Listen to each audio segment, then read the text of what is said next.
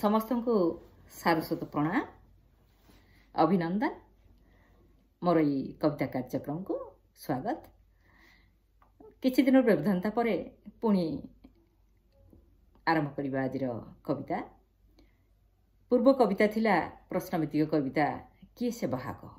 आपण माने बहु संख्यार सठिक उत्तर देइछंती, सेथिपई मु समस्त को धन्यवाद ज्ञापन करुछि। वर्तमान अन्य एक कविता प्रश्नभित्तिक आपण माने सुनंतु। शीर्षक है पथ प्रदर्शक। भल भाव शुणी सठिक उत्तर देवाई चेष्टा करंतु। कहा सरजना एपरी कल्पना, कहा सरजना एपरी कल्पना, अपरूपर पुष्पोद्यान देखी अनुपम पुष्प उपवन, पुलकित जनमन, झटकाई कांति हसे उपवन, झटकाई कांति हसे उपवन, शुभ्र हीरा नीलामती,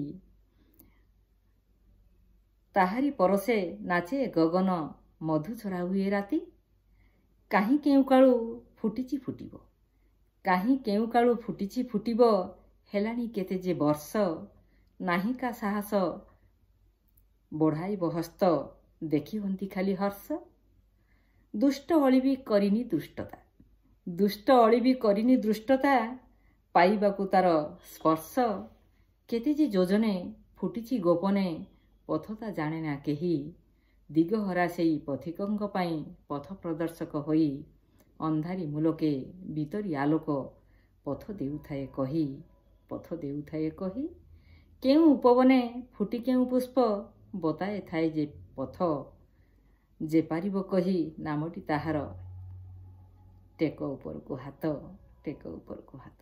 धन्यवाद। आपण माने ताहले चिंता करी उत्तर टाइप कर दियंतु। धन्यवाद। रहुछि। नमस्कार।